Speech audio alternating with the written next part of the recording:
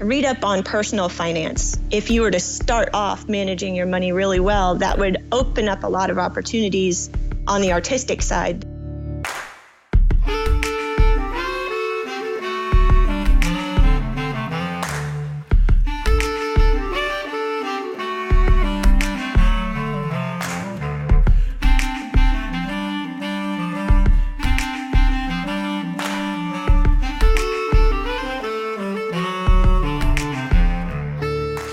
Hi, I'm Sean Perrin, and you're listening to episode 82 of the Clarineat podcast, the show where I discuss all that's new and neat with clarinet, with the neatest people in the industry.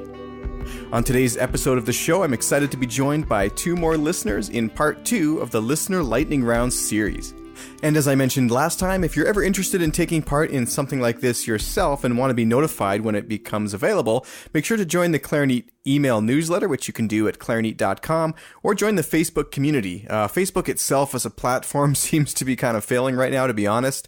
So I may look into moving that somewhere else. But for now, go on Facebook and search Clarineat Community, and the page should pop up. Actually, if you're on the Clarineat Facebook page, which is just facebook.com/Clarineat, there should be a link to it directly from that page. So anyways, for now, that's where it is. But generally, if you want the best up-to-date information, be sure to join the mailing list. And you can do that just by scrolling down to the bottom of the website and clicking the Join Now button. Detailed show notes for today's episode can be found at clarineat.com/82. That's the number 82. Let's move on to the first guest of today's episode right after a message from our sponsor, D'Addario Woodwinds. Thank you so much for listening. Sanding, shaping, balancing. For centuries, mastering your instrument meant mastering these crafts too. But now, D'Addario is refining craftsmanship for the 21st century by refining their reeds and mouthpieces with the world's most innovative techniques, so you can spend less time sanding, shaping, and balancing, and more time perfecting your own craft. To learn more about the new era of craftsmanship from D'Addario Woodwinds, visit d'addario.com/woodwinds. So I'm here today with Katherine Peters, who is a guest for our Listener Lightning Round episode of the podcast. Thanks for coming on the show, Katherine. My pleasure. Thanks for inviting me. So where are you in the world, and how did you first find out about the Clarineat podcast? I am in Indianapolis, Indiana, and I actually came across it, I think it might have even been on Facebook, where somebody had shared an article or an episode, and I was just like, oh, cool. I'm happy to hear people are sharing it. We had the chance to meet down in Orlando this summer. Is that correct? No, I don't think so. I didn't make it. No, I wanted to go, but I couldn't make it this year. Oh, maybe we were communicating online about it, and then I thought I encountered you down there. Yeah, I did comment on a few of your posts from Clarinet Fest. Those were really fun. Maybe you were living vicariously through the... Yeah, a little bit, actually. That was one fun part about the video, actually, is a lot of people commented and were like, oh, I'm so happy to see all this stuff because I didn't get the chance to go. And Yes, exactly. So tell me a little bit more about yourself clarinet-wise. What do you do? I am a studio teacher and a freelance musician. I play locally with the Carmel Symphony Orchestra and the Indiana Wind Symphony. I'm also the director of the Indianapolis Clarinet Ensemble. Oh, wow. Do you know Eric Salazar? I do. He is hilarious. Yeah, I met him through the podcast, and we actually roomed together at the first Clarinet Fest I went to down there. And yeah, great guy. Yeah, he's one of those people that when he smiles, it just makes you smile. I have a few colleagues who are like that. He just cracks me up every time I see him. His smile makes me frown. No, I'm just kidding. So let's dive into these lightning round questions here. If I were to walk over to your music stand right now, what would I find on it? Right now, it would just be Indianapolis Clarinet Ensemble music. I'm kind of clearing off my desk, so to speak, for the end of the year. And that's the last thing that I have going on. And is it arrangements that someone in the ensemble is doing, or? I did several of them, and then we source some others on the web or in stores. Oh, very cool. What piece of music or album changed your life irreversibly? Jars of Clay. On the classical side, there were actually a handful all at about the same time, but the one that kind of stands out is a CD I borrowed from our band library. It was Sergei Dungain playing both Weber concertos, and it was just so different than clarinet in the context of band. It was, very expressive, and it was very dramatic, and if you can wear out a CD, I would have. How old were you when you found that CD again? I was in high school. I was probably 15 or 16. Yeah, I find that's when most people discover the music that really truly moves them. I don't know why. Like, I listened to a lot before that age as well, but it wasn't until high school that I sort of really latched onto some things and was like, wow. Yeah, and that's the one that kind of sticks out at me. If you could play any instrument other than the clarinet, which would it be and why? Oh, goodness, this one's hard. Can it be one that I actually already play? Not technically, but sometimes. Okay, I will go with piano then. I do play piano, but only at a decent competency. I'm not like actually a very excellent pianist, so I'll go ahead and take that. Fair enough. If you could go back in time and meet any musician, who would it be and why? I came down to two, and I picked Lowell Mason. We consider him to be like the father of music education here in the United States. He lived in Boston and was the one that basically established music classes in schools. Like he went around and actually taught them for free for a while. And when he stopped that trial, they quickly discovered, no, we want you back. And so I think it would be really cool to hear about starting music ed in the school setting. And then I also think he would have some really interesting insights on modern music in the schools and also in churches, for that matter. That's a fantastic choice. Yeah, I think Behrman would be my second pick. I think you're the first person to say Behrman. That's surprising. There would be some interesting, just in the way that the clarinet was developing during his lifetime. I think that would be some interesting conversation. Absolutely. While we're back in time, what advice would you give your younger self? I would very highly encourage myself to read up on personal finance, like Howard Dayton, Dave Ramsey, some way to learn how to manage your money well, because things aren't really a now or never kind of situation like we always think they are when we're 20. But opportunities do arise, and you want to be able to take those opportunities without being held back by a lack of money. And I know a lot of people who, I wish I could go do that, or I wish I could learn more about this, but I just don't have the money to do it. And I think if you were to start off managing your money really well, that would open up a lot of opportunities on the artistic side that, you wouldn't be impeded. I think you raised such an interesting point about the now or never mentality of the 20s. And it's true, because when you're 20, you've really only had a fully functioning brain for about 2 years. Like, if you think about it, you're young, you're a kid for a while, you're a baby, and then you're a kid, and then you're a teenager. And, with teenagers, there's so many hormones and, with puberty and everything, you're not really quite all there yet, to be completely honest.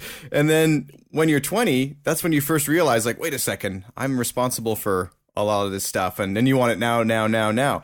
But it takes time. It does. And, life does happen in seasons. But again, if you have yourself set up from the beginning to where, you're prepared for those seasons, you could just take advantage of the opportunities as they come. Yeah.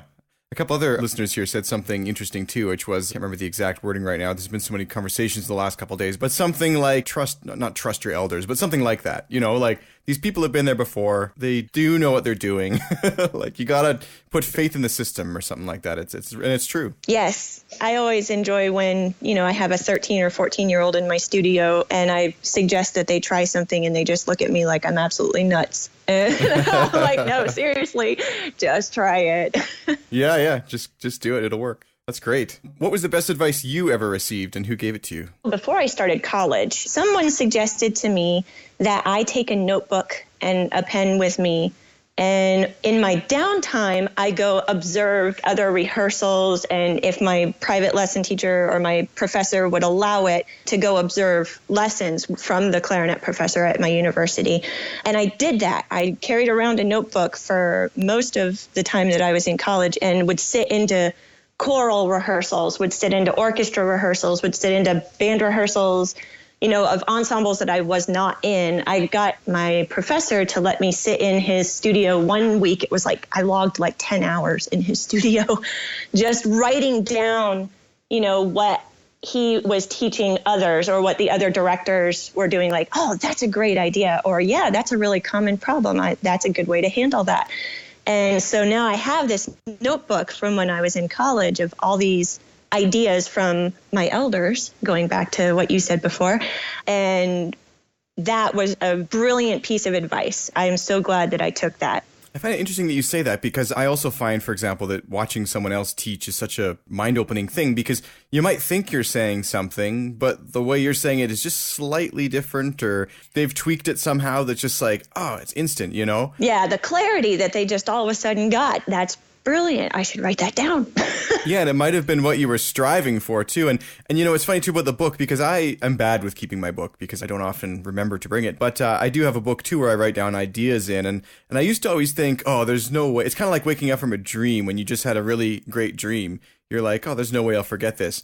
And later you don't think you forgot it. But the only reason you don't think you forgot it is because you don't remember it. Mm-hmm. So if you knew what you hadn't written down, you would definitely have written it down. Like, it's just, I don't know, it's one of those things. So do write down ideas as they come to you because they are fleeting, and no matter how big they seem, they can sometimes just go away and never come back. Yep, and the further you go, the more ideas are in there, and it's harder to access the file. Yeah, it's also interesting, too. I mean, some people think there's the concept of the overnight success that took 20 years or whatever.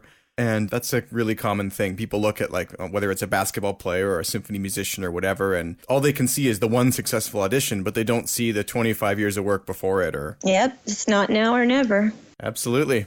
Full circle. What is one book you think everyone should read? I gotta tell you, I wish that there had been a book like Break Onto the Scene, the Seth Haynes book, when I was first starting out. Oh, did you read that one? I've read snippets of it. I haven't read the whole thing yet, but just from the bits that I have read, I'm just like, oh man, you know, not all of us are naturally outgoing. So the help with marketing yourself is really appreciated. It's very helpful in actually getting hired. And some of us, you know, had to do that over the course of many years. But that book at the very beginning would have been extremely helpful. You know, there's another book right now that you'd like to by another person I've not only had on the podcast, but kind of gotten to know a little bit through the internet here. His name's Emilio Guarino. It's called Make It, A Guide for Recent Music Graduates. And I think it's intended for anyone who's actually graduated. It doesn't have to be recent, but it's especially helpful for recent grads. And it makes comments like, you can't get rich by not buying a cup of coffee. If the coffee brings value to your day and your life, buy yourself the cup of coffee, but instead think of how you're going to make $50 or $100 that day. Don't worry about the pennies, where the pennies are going. Worry about where the dollars are coming in. And it's such a wise statement because a lot of people think that if they clip a coupon, they're going to make it and get rich or be able to sustain themselves. You have to worry more about the income. Outgoing expenses is more important sometimes. So anyways, he's got a lot of great advice in that book. And I think it's available for like $2.99 on Amazon Kindle. So you should check that out. I will look that one up. Well, thank you so much for coming on the show here for this. This was a real treat. And is there anything in closing you'd like to add for the Clarineat audience? Other than just thanking you for the content that you're putting on, there's been several really excellent interviews that have been really fun to listen to, but at the same time, you know, you get a lot out of. So I appreciate the work that you're doing on the podcast. Thank you so much. It wouldn't be happening without wonderful people like yourself listening as well and taking part in interacting online and even coming on for this kind of thing. So thank you so much, Catherine. Yeah. Well, thanks for having me. Absolutely. This was fun. Well, that was just excellent. I'm really, really glad that I reached out to all of these podcast listeners because like I said before, I think that there's so much wisdom out there in the community and there's not always a platform for people to share their thoughts like this.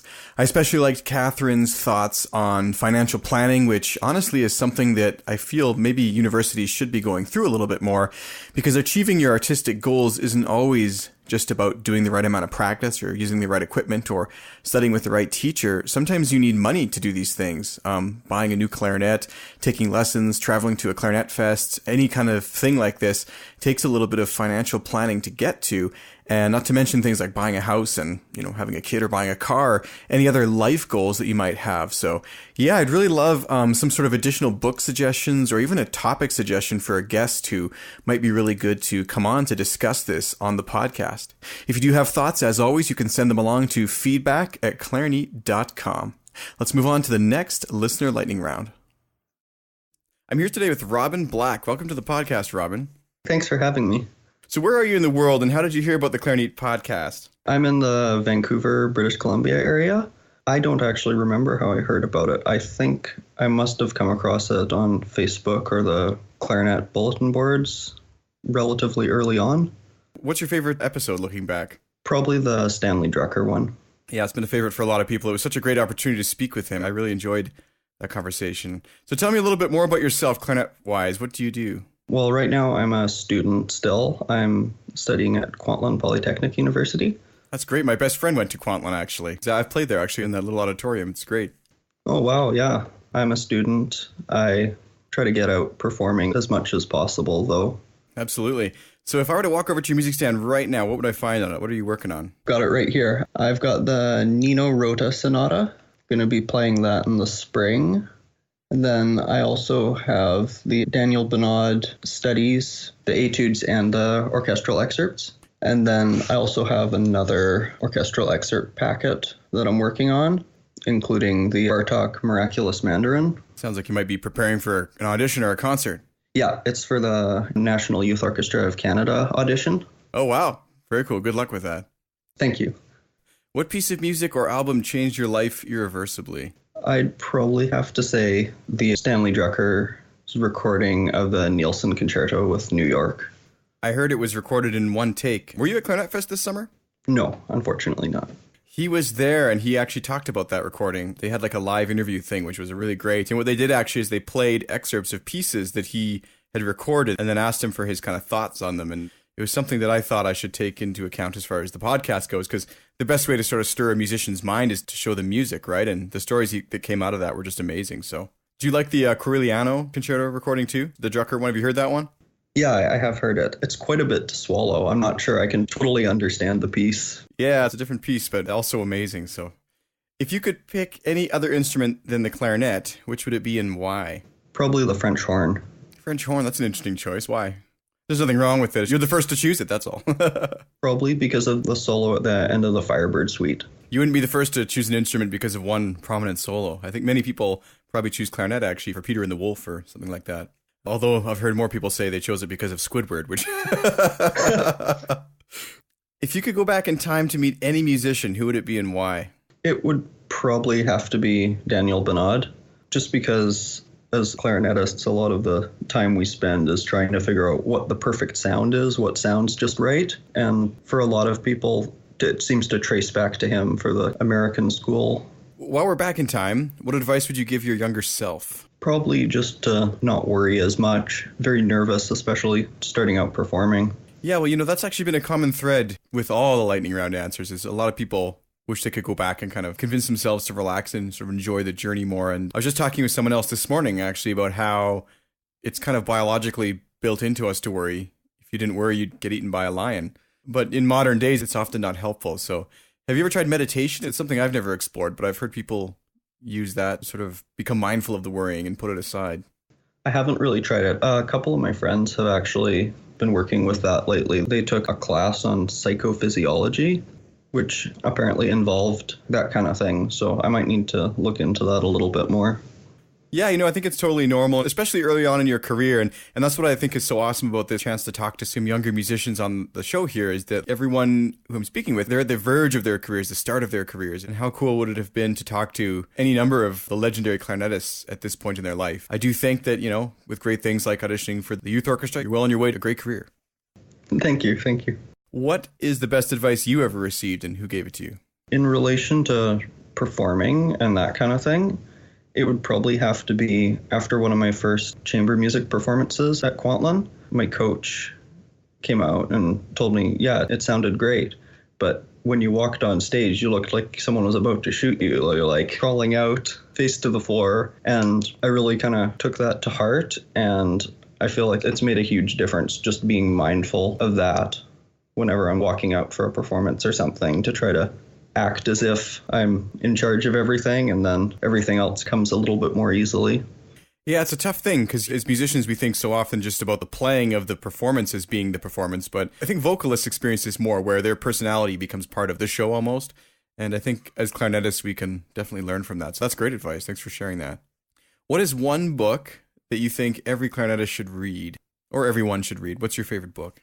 I'm kind of tempted to be a little bit cheeky and say Jose or Scale book or something. What book of prose? One of the most interesting music books I've read, it's called Sound in Motion. Second or third person to say that. I need to check this out. Yeah, who's the author again, though, just in case someone listening hasn't heard that? I think McGill, he's a bassoonist.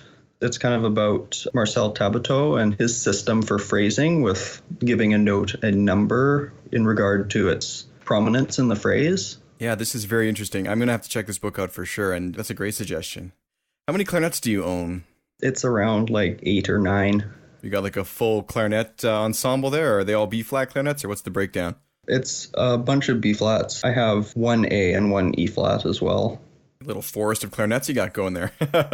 Yeah, there seems to be no end to it. That's wonderful. Well, thank you so much for coming on the podcast today. This is such a pleasure to talk to some of the audience members, and definitely, if I'm ever out in Vancouver, I will reach out and say hello. Yeah, that'd be awesome. Any final words before we wrap up? Just thanks a lot for having me on. Yeah, it's been wonderful. Thank you so much.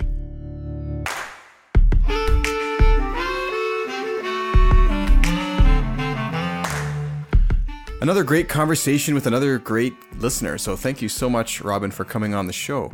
I really enjoyed how he approached the topic of anxiety and performance, and with musicians, performance anxiety, because this is something that obviously all players deal with. And of course, there's a certain amount of anxiety that's justified and even healthy towards performance. I mean, if you're about to get on stage in front of 3,000 people and do something, you might be a little nervous. That makes a little bit of sense. But there is a point where it becomes crippling and might actually prevent you from being able to do the job. So I've asked Brett Newton, who is my new research assistant here on the podcast. He's been helping me not only assure that I find the best guests for each topic, but also that I ask them the best questions and get all the most important information out of them while they're here. So thank you so much for helping out, Brett. But he found someone named Dr. Miranda George, who is an active writer and lecturer on the topic of performance anxiety in musicians. So I really do look forward to speaking with her about this topic and kind of finding out healthy ways maybe to manage anxiety, or maybe ways to recognize good anxiety versus bad anxiety, and also talking about various means of how this, diet and exercise and all these other things which don't directly seem related to music, how they might actually influence levels of anxiety. So this is a topic that I'm really excited about, and if you're also excited about this topic and you find that you want to submit a listener question, this is now open to Patreon backers. I'm posting upcoming guests on the Patreon page, and you can submit your listener answers below. You can support the podcast on Patreon for as little as $1 per month, and you'll also get access to bonus content, high-resolution early access episodes that have no ads in them at all, and more. So check that out at clarineat.com/Patreon, and know that your help is seriously appreciated and really goes a long way to helping me produce the show. If this was your first time listening to the podcast, first of all, thanks so much for joining me on the show. I really do hope that you enjoyed it. Don't forget to subscribe on iTunes, Stitcher, or wherever else you happen to be listening. You can also keep in touch by following us on social media and by joining our email mailing list. I send out updates on new content and sometimes even coupon codes for discounts and on our apparel and more. If you'd like to get in touch directly and pass along any thoughts, guest requests, or feedback, send me an email at feedback@clarineat.com. Even just to say hello. I love hearing from various listeners all around the world. I've got messages lately from Australia. I think Korea was one of them. The United States. It's amazing how far-reaching this show is. I've actually read the stats, and apparently it's listened to in over 90 countries now, which is just absolutely amazing. The podcast is produced by a wonderful team of volunteers. For today's episode, I'd like to thank our copy editor, Megan Taylor, audio editor, Brian Shaples, social media assistant, Tony Park, and research assistant, Brett Newton. The music that starts and ends the podcast is by Michael Lowenstern, and I'm your host, Sean Perrin, coming to you from Calgary, Alberta, Canada. I was saying last week that I hoped it would be warmer when I spoke to you again on the podcast. Yesterday, I was actually shoveling snow, believe it or not. It's April 7th now, and the day before it was minus 25 degrees, so spring absolutely cannot come fast enough. I'm really tired of this cold. I can't wait to go outside like a normal human being and take in some sunshine. Anyways, we'll see you again soon for more of what's new and neat for clarinet on the Clarineat podcast. Clarineat is brought to you by the support of its listeners. If you'd like to learn how you can support the show, please visit clarineat.com/support. Of course, the show is also brought to you by our season sponsor, D'Addario Woodwinds. Thank you so much for listening. Sanding, shaping, balancing. For centuries, mastering your instrument meant mastering these crafts too. But now, D'Addario is refining craftsmanship for the 21st century by refining their reeds and mouthpieces with the world's most innovative techniques, so you can spend less time sanding, shaping, and balancing, and more time perfecting your own craft. To learn more about the new era of craftsmanship from D'Addario Woodwinds, visit D'Addario.com/woodwinds.